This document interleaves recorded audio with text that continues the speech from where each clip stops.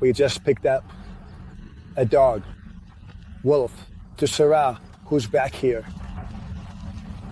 in the car. She's a dog that was brought to us this morning from Malaga. A dog that was rescued. Edu, Spider-Man.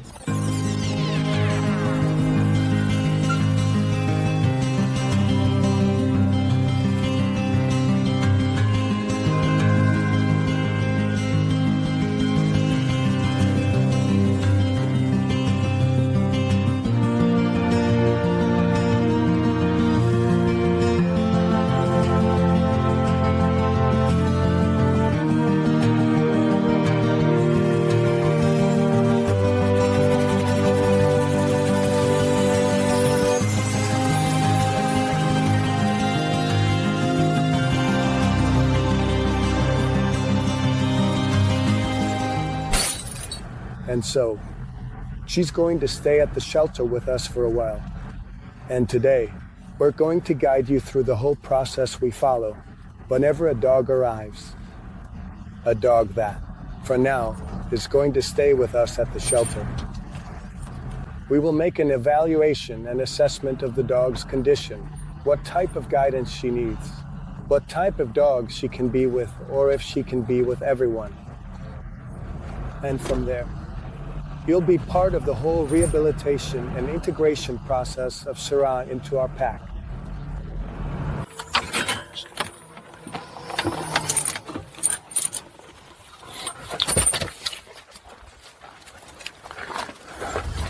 The intention of introducing and socializing dogs is, first, to value what condition the dog is in this case, and then also assess how long it takes her to understand the state she needs to maintain in order to socialize with other dogs and share space here at the shelter.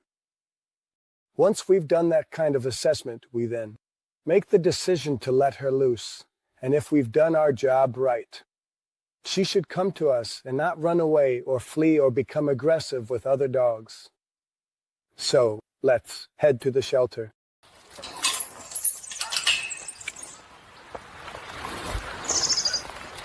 Subscribe.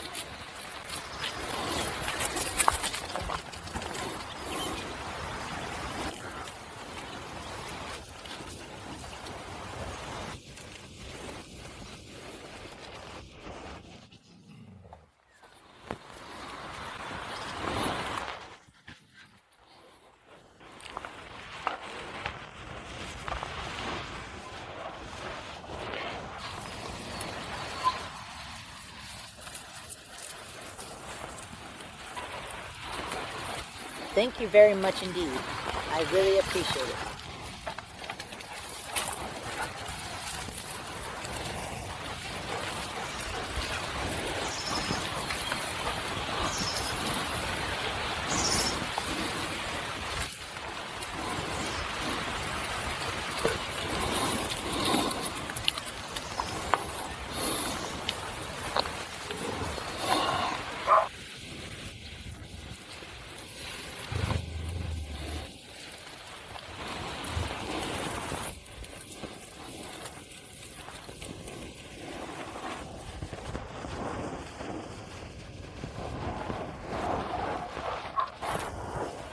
So, what you saw there was basically that.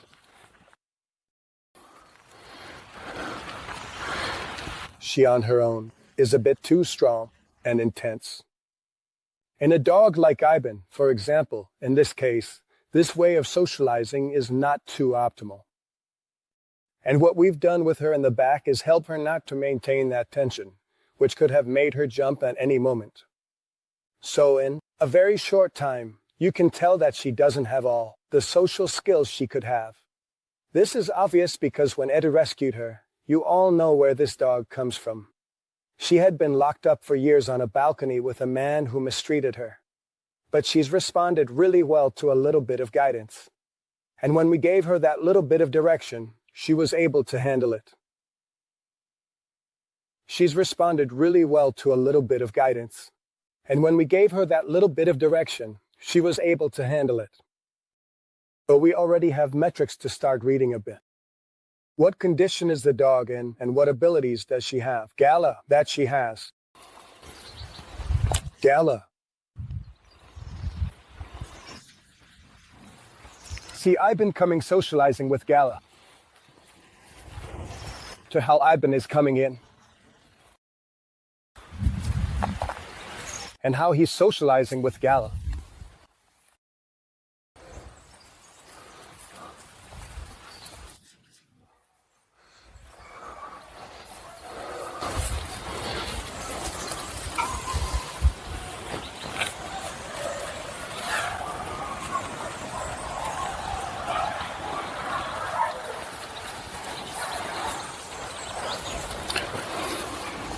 If you've noticed the difference in intensity when he socialized with Avon, both the first and second time, it's totally different with Gala, Ira, and Asia.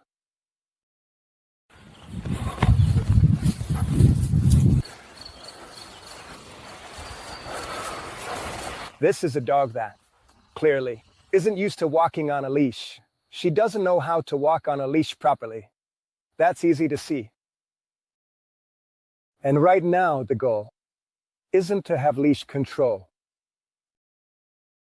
Perfect. On their part, the intention is to be together. Even though we're using this kind of leash handling, that at that moment she can stop, that she can recover space on her own. And that here, at this moment, with this level of leash tension, she's not looking for much more than just being with me. Once the dog starts to understand that, the idea is for her to recognize me as the source of calm that she might need at a given moment. When she socializes with more dogs, so she doesn't try to escape, because female wolf dogs tend to want to flee and tend to want to, at a given moment. When socializing with other dogs to avoid trying to escape, because female wolf dogs tend to flee and tend to want to escape. But at this level of intensity, for example, I can't allow her to approach Ivan at that speed and with that intensity, because Ivan, being the dog she is going to jump. And as I mentioned before, it's clear, even though we've been with the dog for 10 minutes, that she depends a lot on the intensity and the ability of the individuals she socializes with. And it's clear that she relies on who she socializes with to maintain and generate her own state, that she really depends a lot on the intensity and the ability of the individuals she socializes with to maintain and create her own state. In fact,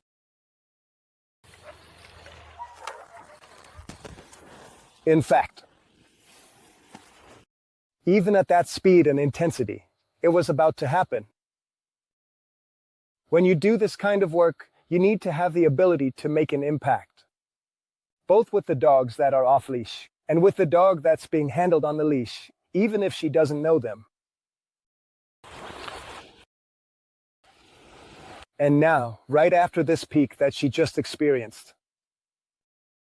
what the dog's body, beyond her awareness, or beyond the way she understands reality, her body.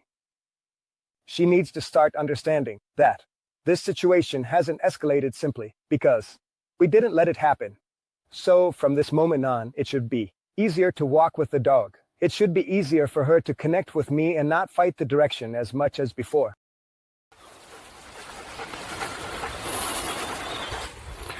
Walking with the dog. It should be easier for her to connect with me and not fight the direction as much as before. And it's much easier for me. Do. That the bitch understands the direction we're guiding her in. And if we've done our job, well, that spike of excitement is going to do the trick. So that when the dog finds herself in that state again, she can have an interaction like that and come back to us. As I mentioned earlier, and not run off into the shelter. Because once Ria takes off, she's going to take all the dogs with her at that moment.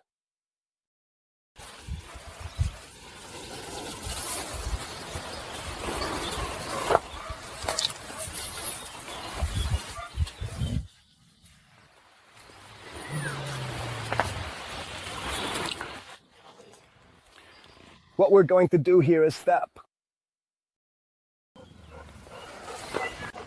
When we brought her home, we touched her neck muscles, which, like humans, reflect a lot on their state. She came with incredible tension in her muscles, and now she's much more relaxed. To notice this in dogs, you need to have a good intuition about what their baseline tension point is in the neck, because depending on the dog you have, it will have a harder baseline by default than another one. So it's not just when you touch here, the hardness of the muscle, but you need to have an idea of what the hardness is, so to speak. Base of the neck. We are going to change the collar because we're going to put on a safety closure collar because this one can come off at any moment. Subscribe.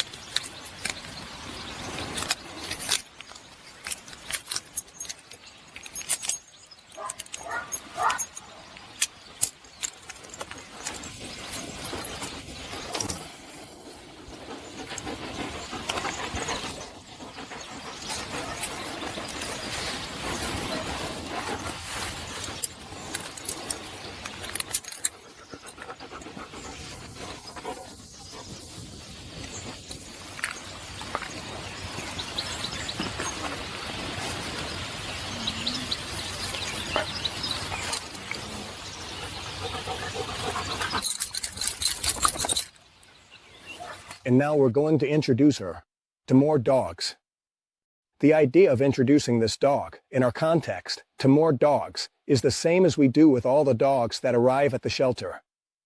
It's because right now we have, I think, about 60 dogs with us, and there are only 2 dogs that have individual space. What this means is that all the dogs have to share space, and they need to be trained to share space. When we socialize, what we need to have is a really good assessment or the best possible evaluation so we don't make mistakes. Because the last thing you want to do is risk your life or physical safety. Both the dogs that are here and the dog you're introducing. This is basic work, and it's fundamental to the life we lead. Because the idea is that everyone can share space with other dogs, and that everyone can share space with other dogs. They can also be social with humans. It's part of the work we do. So, we're going to go ahead and bring out more dogs to continue with our assessment work.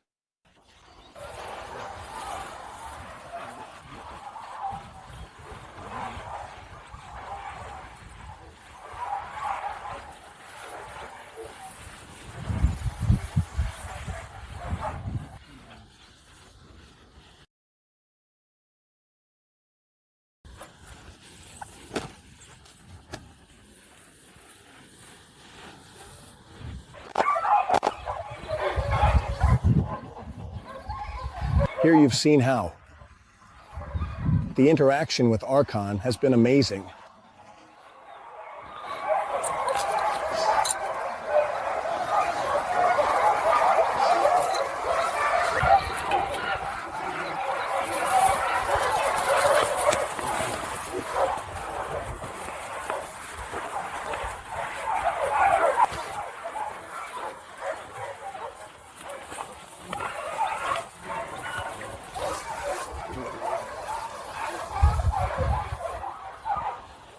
Here you can see how she has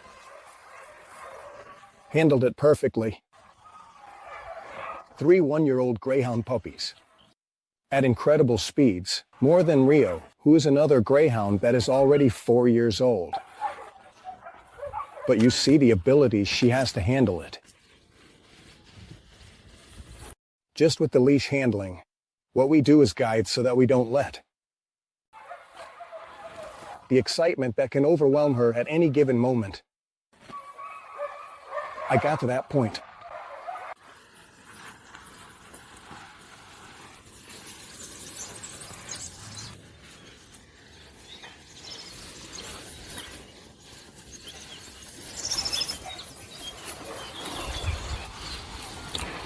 The fact that the dogs aren't actively seeking her out is also a good sign. Are not actively looking for it. It's also a good sign. Turn off the video. Here, all you have to do is to help her maintain a state in where she is. After a few seconds, the dogs are going to disappear.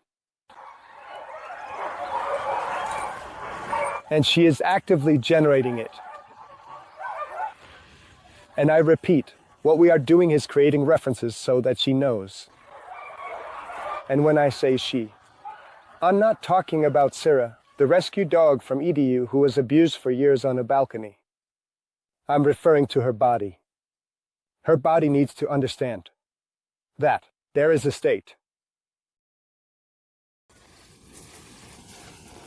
where she suddenly becomes invisible to the other dogs.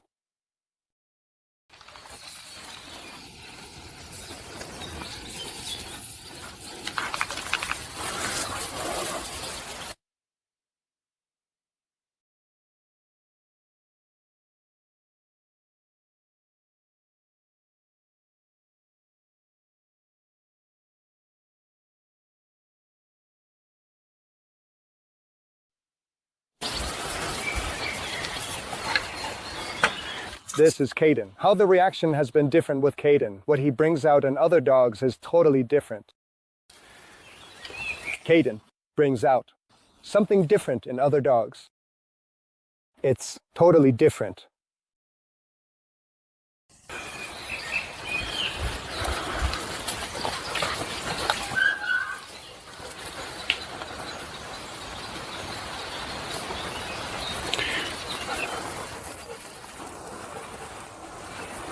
And you see how she's already finding the reference in me. And at this point, what we're going to do is let the dog go. The first time we let her go, we're going to do it with a leash so we can grab her, in case it's necessary, and we don't have to rely on getting to her neck. Here you see how she's on her own. It just is looking for me to create the state that she can't generate on her own. And once she achieves it, the dogs disappear, and she doesn't become the center of attention for anyone. And you see how naturally what she's doing is following Caden. And once she achieves it, the dogs disappear, and she doesn't become the center of attention for anyone at all. And you see how naturally what she's doing is following Caden, trying to avoid the other dogs. Because what, I repeat, what Caden conveys. Trying to avoid the other dogs. Because what, I repeat, what Caden conveys. In canine terms, it's what we try to emulate. Naturally, she's always going to tend to follow behind of the most balanced dogs.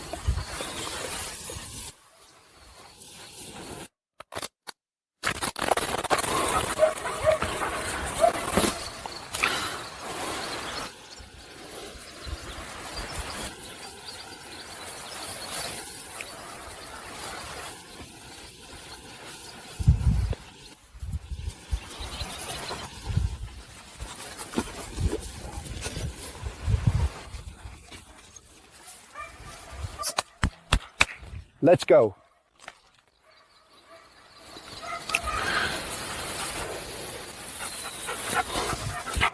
If we've done the work right. Beforehand, even if we've only spent 15 to 20 minutes with the dog on a leash, during those peaks of excitement, The dog has to look for us, as we mentioned before. To lower the intensity with which she's socializing, which right now is very high. And my job is to calm her down so she can keep going. Socializing.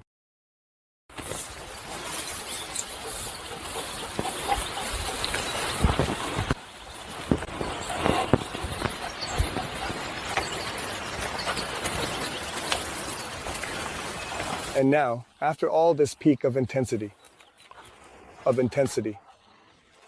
we're going to tone it down a bit for everyone. If we let the dog loose right now. From everyone.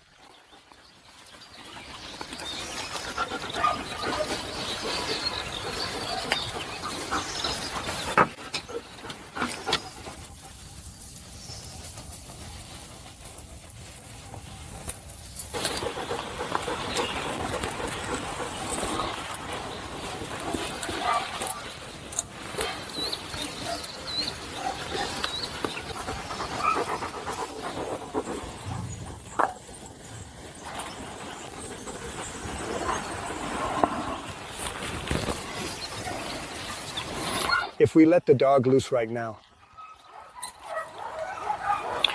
Initially, that state should be maintained.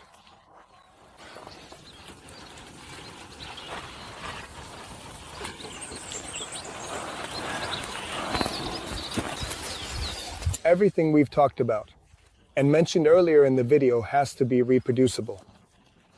Not just with me, but also with Mar, because the idea and the goal is that SIRA, in this case, is a dog that has the ability to socialize on her own and can recognize direction, as long as she's good with any human.